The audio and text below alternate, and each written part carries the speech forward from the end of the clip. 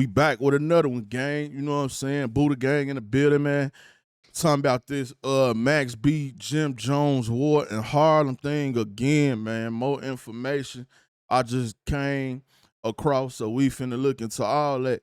You know what I'm saying? Make sure y'all hit that like button. Make sure y'all hit that subscribe button, man. Let's go. Max B and Jim Jones were two of the biggest rappers from Harlem to blow up in the rap game. But even though they started out cool, ego and jealousy turned them against each other. This is how they went from close homies to starting one of the wildest beefs in rap history. Max B and Jim Jones both grew up in Harlem, which was one of the most dangerous parts of New York at the time. Harlem in the late 80s and 90s was hit hard by the crack epidemic, but it also created tons of hip-hop legends like Big L and Dame Dash. Max B grew up in the Abraham Lincoln Projects in East Harlem. His mom was addicted to crack, and she even served 1.5 years in jail when Max was a kid. So Max was mostly raised by his grandparents in a religious household. Going to church inspired his love for music, and Max started singing in the boys' choir of Harlem. Joining the choir helped him learn how to sing, which is what gave Max B a different style when he hopped in the booth and started rapping. Growing up, Max was also childhood friends with another Harlem legend, Cam. And before we go any further, man, let me say this and get this out the way. So all y'all keep saying, oh, you never heard Max B mixtapes, you never heard this, you never heard that. Y'all ain't even naming a song. Y'all can't even name no song. How y'all gonna tell me what I done heard from Max B and I know more songs than y'all?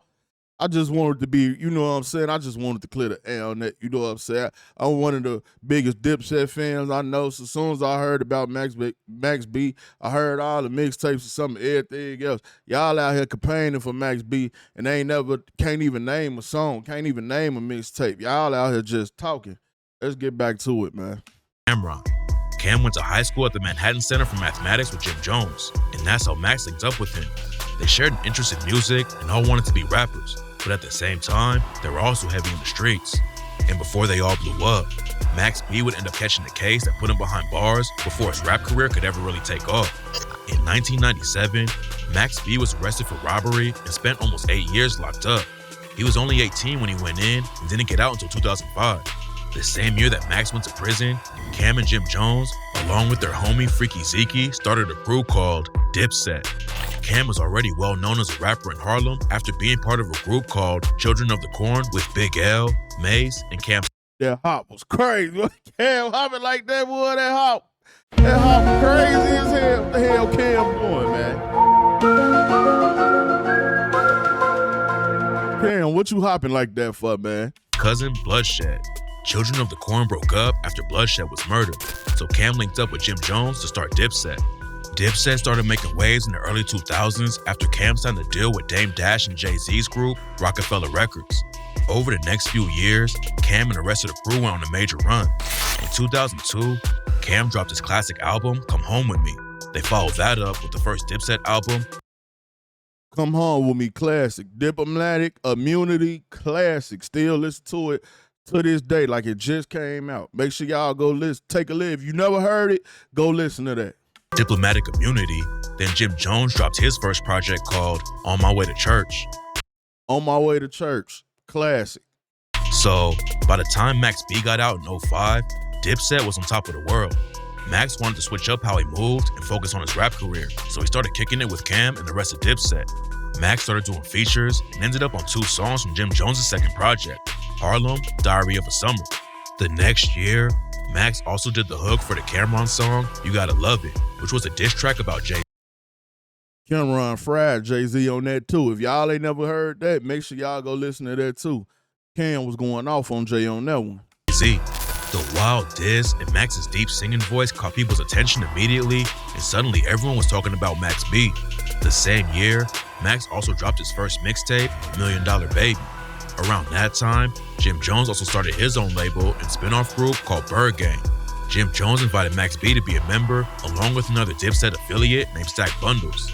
Max worked on Bird Gang's first mixtape, M.O.B., and also appeared on Jim Jones' next mixtape, The 7 Day Theory. Max B not only had the musical talent, but he also had the street cred after serving close to 8 years in prison. So it seemed like Max B was about to be the next Dipset member to blow up. But just when he was starting to gain momentum, Max caught another case that would eventually take him off the streets for good. On September 29, 2006, Max was arrested and charged with murder and conspiracy to commit robbery after police accused him of being the mastermind in a wild heist gone wrong. In 2005, Max met a woman named Gina Conway at a Jim Jones show and Bop it! Y'all already know, man. Story can't go on without a bop being involved. You know what I'm saying? It's the bop set up the whole operation. Then when it told on everybody, y'all already know doing what a bop do. Crazy. Bop it! on Myrtle Beach. Gina was a huge Dipset fan and wanted to get backstage to meet Joel's and Cameron. But when she found out they weren't there, Gina started kicking it with Max B instead. They ended up dating, and Gina moved in with Max in the Bronx, where she worked at a strip club while Max was grinding with his rap career. But the relationship was pretty toxic. Gina was a prostitute, and Max was hooking up with multiple women at the same time. They kept breaking up, and Gina eventually moved back down south, only for Max to convince her to come back to New York. One time, Gina came back and found Max living with another woman who was pregnant with his baby. Somehow, Gina ended up moving in with Max's brother, Mike, and went back to stripping. The whole story was pretty messed up, but things are about to get even. Should have left her down south where she was at. You probably wouldn't have ended up being in this situation, going to prison and doing all that time. Crazy. While Gina was stripping in the club, she met a dude named Alan Jay Bop Plowden. it! Jay would always pull up to the club in a brand new white Mercedes with tons of money in the back. One night, Jay started talking to Gina after Max blew her off, and they started hanging out. Jay would always take Gina on shopping sprees and spoil her with champagne and new clothes. Gina ended up going with Jay to a Holiday Inn where he was staying with his partner, David Taylor. It turns out that David Taylor and Jay Plowden were running a mortgage and mail fraud scheme, which is why they had so much cash. Gina Conway saw all the cash Jay had in his hotel room, so she stole his key card on the way out and decided to call Max B to plan a robbery. According to Gina, she met up with Max back at the Lincoln Projects in Harlem. Max was mad that she'd been gone, so Gina decided to make him jealous by telling him all about Jay Plowden and all the money he had back at the hotel room. Jay told Gina he was going to the club, so she thought it would give her the perfect opportunity to rob the hotel room while he was gone. According to Gina, Max B called his cousin, Kelvin Leardham. Max told Gina that if she took Kelvin to the hotel room to take the money, he'd love her forever. So, Gina and Kelvin went back to the Holiday Inn, but when they got there, they found Jay in the room with another woman named Giselle Neves. In another wild twist, Giselle Neves was also there to rob Jay Plowden. Giselle saw Jay. Hold on. It was two bops trying to rob dude at the same time? Bop it! Bop it! Had to double bop it. Wow, that's crazy. So the bop that was with Max beating them, plus this other bop, both of them end up being at the hotel at the same time to rob this one dude. He must have had a lot of money. Jay in his new Mercedes and planned to go back to his hotel room to steal the keys. But before she had the chance, Gina and Kelvin burst into the room. Kelvin and Gina tied up Jay and Giselle and started trashing the room looking for the cash. They couldn't find enough money, so Gina demanded Jay call his partner David Taylor. David was sleeping on another floor and came down when Jay called him. Just like a bop. We already committing a crime. Why don't you call somebody else, let them know that there's crime in progress, we trying to get some money from them. See, when you focus on trying to get to the money too fast, you lose your train of thought. Any smart person would know I'm not finna let somebody I just assaulted and tied up make a phone call to nobody. As soon as David came into the room, Kelvin pointed a gun in his face and they started fighting. During the struggle, David ended up getting shot in the head and died. Gina and Kelvin got away with $30,000 in cash. But it didn't take long for the police to track them down and find out that Gina still had Jay Plowden's laptop. And as soon as they arrested her, Gina started talking. She claimed Kelvin was the one who shot David Taylor and that Max B was the one who set it all up. Max was immediately arrested for. See what I'm saying? Just like a bop. She put the play in motion. Blame Max B for setting it up. Man over here done got shot in the head, robbed. A bop job gone wrong. Bop it! For murder and robbery charges and held on a $2 million bail. But Max couldn't afford to pay the bail, so he was forced to sit in jail. While he was behind bars, Max's music career continued to go up. Before he went in, he recorded a few tracks for Jim Jones' third album, Hustler's Poem, which dropped in November of 2006. Jim Jones with another classic, Hustler's Poem. You a real Dipset fan, you already know. Diplomat fan, you already know. This was a classic too. Ballin', you already know. Rep time, all that. Along with his own features, Max also wrote a lot of Jim's verses and hooks, including the lead single, We Fly High. We Fly High ended up being Jim's biggest hit to date and made it to number 5 on the Billboard charts. But while Jim was living the life and enjoying the success, Max B was behind bars, fighting for his life. That's where the beef between Max B and Jim Jones really began. Max started doing interviews from jail where he dished Jim for letting him sit in jail. Max claimed that he not only wrote We Fly High, but that he also wrote all of Jim's most popular songs since they first met. Max B also said that Jim Jones owed him credit for all his success, but wouldn't even help pay his bail. Jim later brushed it off in interviews and claimed that Max was over-exaggerating about how much he wrote. While he was locked up, Max B kept feeding the streets and dropped 2 more mixtapes, Public Domain, $1 Million Baby Radio, and Public Domain 2, The Rise of the Silver Surfer. A few months went by, and Max's bail ended up getting dropped to $90,000. That's when Jim Jones came to Max B and offered him a new record deal where Max could use the advance to pay his bail and get out. But the new deal was pretty bad for Max and required him to sign over all his publishing to Jim. Max didn't want to sign the deal, but he also didn't have much of a choice if he wanted to post bail. So, Max took the deal and ended up getting out after spending 10 months locked up. But when Max B got out, his relationship with Jim didn't get any better. Max was still mad that he was forced into signing a bad deal just to get his freedom back and blamed Jim Jones for taking advantage of him when he was at his lowest. Now, the craziest part about this is he was mad that Jim didn't come bail you out. So Jim bail you out. Then when Jim bail you out, you mad that you signed a bad deal because Jim bail you out. But that was the deal. But my whole thing is, if you knew the deal was bad and you already out, you should have ran out the room. Like, I don't bail, they don't got to sign nothing. Ballin', I just got you. Yeah, you wouldn't have got me, nigga. No, I'm not signing nothing. Yeah, we ain't doing that, no. We gonna call these lawyers and let them look over the paperwork, and until they get it right for me, I'm not signing nothing. You out. You didn't have to do that. Did it anyway. Point. Not only was he fighting for his life, but about a month before his release, Max B lost his close homie and fellow Bird Gang member, Stack Bundles. On June 11, 2007, Stack Bundles was shot and killed in the lobby of the Redfern houses in Far Rockaway, Queens. Max B and Stack Bundles were close right up to his death, and it really affected Max. Jim Jones was working on a new album and wanted Max B to write for him again so he could get another hit, but Max wasn't feeling it and refused to work with Jim, even though he was signed to him. There were also rumors that Jim had a falling out with Cameron and Dipset had broken up, so Max had no reason to be cool with Jim anymore. So, Max B distanced himself from Dipset and started his own crew called Gang Green. Around the same time, Max also started hanging out with another New York rapper who had beef with Jim Jones named French Montana. French Montana had a major buzz in New York at the time with his Cocaine City DVD series. French and Max B knew some people in common, but they could never work together before Max got locked up because of Max's affiliations with Jim Jones and the Bird Gang. According to French Montana, his problem started after Jim Jones lied about having them set up.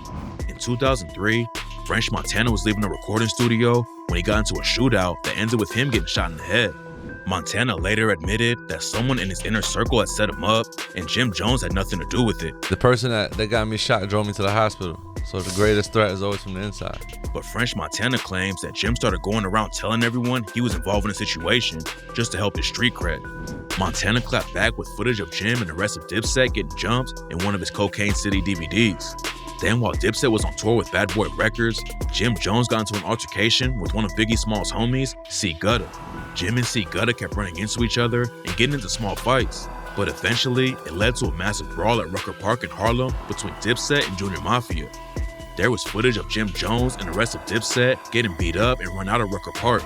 So, yeah, man, Jim definitely took an L at the Rucker, man. I'd have been getting up out of that too. You know what I'm saying? You know, they was it shouldn't have been no way that Junior Mafia was deeper than y'all in Harlem, but hey, man, things happen. So you can't win them all. You win some, you lose some. French Montana used the footage in Cocaine City, Volume 4, to get back at Jim, which is what first started their beef. When Max B officially left Bird Gang and linked up with French Montana, they both started taking shots at Jim Jones together. Around the same time, Max B dropped a mixtape called Public Domain 3, where he dissed Jim Jones and the rest of Dipset. The cover showed Max B in a graveyard, surrounded by tombstones that said, "Here lies Millie Jim Jones," and "Here lies Vanilli Joel Santana." Milli Vanilli was a pop group from the 90s who got exposed for lip-syncing other people's music. So Max was taking shots at Jim Jones and Jewels for stealing songs from him and other members. Now, with all the auto-tune and AI and all this stuff going on, they got to give Milli Vanilli them their awards back, man. I ain't gonna lie. Give it up for Milli Vanilli, man. Milli Vanilli was doing their thing, man. Hey, I don't care if it wasn't them singing them songs. Milli Vanilli had hits. You know what I'm saying? Get them their awards back, man. They ain't do nothing worse than what's going on now. People ain't writing their songs. You got AI artists out here. You know what I'm saying? People using reference tracks, all type of stuff. So give Milli Vanilli back their awards, man. They had nothing but hits. I feel like they predicted what the future was going to be. Artists not really doing their songs. You know what I'm saying? Was a bird gang and trying to pretend like it was their own. There was also a song on the mixtape called Lip Sing where Max B took shots at Jim and Jewels rapping, "I told them bitches, come and see me. They be acting like it ain't nothing. I know them niggas need me. I was giving them the loot, but them niggas done blew it." Max B and French Montana would also go back and forth with Jim in interviews and videos uploaded to Worldstar. But Jim wasn't the only target. Max also started going after Jim's wife, Chrissy Lampkin, and claimed that she gave him head by the pool in Miami. To add to the disrespect, Max even made a song called She Touched It in Miami, where he remixed the Jim Jones song, Summer with Miami, and brags about hooking up with his wife. That was a low blow. Rapping, "She sucked it in Miami," while Big Avell hit it from the back in her fanny. Gangrene family, riding on these bitch niggas. Empty up the clip, click clack, hit niggas. Gotti spit bricks, nigga. Peel uncut raw. Pussies talking reckless, but they don't really want a war. Nigga ain't worth my time, so I'm getting at your whore. Dipset affiliate Hell Rel also got dragged into the beat. Max B and French Montana made a video that got uploaded to Worldstar where they went in on Hell Rel for being ugly. Shout to my mother, baby. It feel good. Nigga, the doctor smacked your mother when you was born. Nigga, you're so ugly. What you talking about? Hell Rel, a.k.a. Oh, man, Hell. I gotta see this. Hold on, Oh, man. A.k.a. Hell No. The bitches see you, they go, ooh, hell no, I'm not fucking with that ugly nigga. Max even said if he had to choose between having Hell Rel's face and doing 50 years in jail, he'd take the 50 years. Damn. Hell Rel clapped back and said that he heard a rumor that Max B and French just got married and offered up $5,000 for the wedding pictures to see Max in the dress. So, at this point, the beef was deeper than just Jim Jones versus Max B, and half of New York was forced to pick sides. Pretty soon, it went from disses to actual violence. In a different video, Max claims that Jim spotted him in his whip and tried to box him. Jim Jones saw Max B in the parking lot and drove up next to him so he couldn't get out. Jim and his goons tried to attack him, but Max ended up ramming Jim's Bentley so he could get out, then punched Jim in the face. In the video, Max even showed off the dents in his car and pointed out where the fight happened. At one point, Max B and French Montana even went to confront Jim at a studio in Manhattan. They were rolling deep with a huge crew, but ended up getting stopped in the lobby. When they came out of the studio, Max B and French Montana claimed that Jim saw what was happening and called the police. Around the same time, Jim Jones and his crew also pulled up to one of Max B's shows in Brooklyn. A huge fight broke out, and Max started going wild and throwing chairs. Things got so crazy that the cops showed up with dogs. But by that point, Max and Jim were already long gone. So, the beef kept heating up, and it seemed like only a matter of time before someone got seriously hurt or ended up dead. But before anything major went down, Max ended up losing his freedom. In 2008, Max signed a 3-album deal with an indie label called Amalgam Digital, but Max was still technically signed to Jim Jones, so he wasn't allowed to release any real albums. Max still kept it pushing and dropped mixtapes like Coke Wave and Quarantine. Max was also working on his first album or trying to get out of his contract with Jim. But in June 2009, Max was finally sentenced for the robbery and murder of David Taylor. Max B's ex-girlfriend, Gina Conway, had already pled guilty to armed robbery and manslaughter and agreed to testify against Max and Kelvin Laird-Ham. She blames it all on them and said Max had planned the whole thing and that Kelvin was the one who pulled the trigger and killed David Taylor. Max and Kelvin were both found guilty of 9 out of the 11 charges, including felony murder. So even though Max wasn't at the crime scene when the murder happened, he was sentenced to 75 years, while Kelvin Laird-Ham was given life plus 35 years. It seemed like everything was over for Max B, but his beef with Jim Jones still didn't end there. Max B won a lawsuit where a judge ruled that Jim Jones no longer had control over Max's music career, so Max was finally able to drop an album. Max B's first studio album, Vigilante Season, finally dropped in March 2011 on Amalgam Digital. Max also scored another win in court after a judge granted him an appeal for his charges, which included a new lawyer and a new trial. In 2013, Max gave an interview from jail where he explained exactly where his beef with Jim Jones all started. Max said that Bird Gang had a seniority system that was inspired by Dipset. Cameron was the leader of Dipset, so Jim Jones and Jewels were under Cam. So when Jim Jones started Bird Gang, he decided he was the boss and that Max B and the rest of the crew were his workers. Instead of running it like a real crew, Jim Jones wanted everyone else to work for him. But Max felt like he was bringing too much to the table to be treated like that. Max wrote Jim's biggest hit, We Fly High, and a lot of his other popular songs, but Max wasn't getting a fair cut of the profits. Max even claims that when they did shows, Jim Jones would only pay him $300, even though Jim was easily making 10 to 15 racks. On top of that, Jim had a lot of beef in different cities, which Max got dragged into. Jimmy, you know you could have gave Max B more than $300, man. Come on, man. Nah, you could have given him more than $300 for the show, Jimmy. You was easily doing 20,000, 10,000, 20,000, 30,000. Jimmy was getting it when them songs was out, man. You can't be giving Max. That's why he sent old girl. Well, I ain't gonna say he sent the bop playing the whole thing, but that's why he was out here doing stuff like that, because you want to give him $300 per show while you getting 30,000 a show. Jim's ops would come to shows and throw chairs on stage trying to start drama. Max had to stand up to all the goons and ops only for $300. When Max got locked up for the murder, he realized his buzz was going up. But when he came home, Jim still wasn't showing Max any respect. So Max B decided that if Jim wasn't going to help put him on, he'd have to capitalize on the buzz in a different way, by starting a beef. Max knew rap fans would love it, so he started dissing his former homie. The move worked, and the beef with Jim Jones made him more popular than ever. But while he was locked up, Max was more focused on fighting for his freedom than on continuing the beef with Jim. At first, his appeal was denied, but in 2016, Max caught a lucky break and had his sentence reduced. Max B's legal team argued that his original lawyer, a dude named Gerald Saluti, had a clear conflict of interest when he represented Max in court. Gerald was not only Max's lawyer, but he was also his manager and entertainment lawyer. Max was offered a plea deal for 10 years, but his lawyer Gerald convinced Max to turn the plea deal down and take it to trial.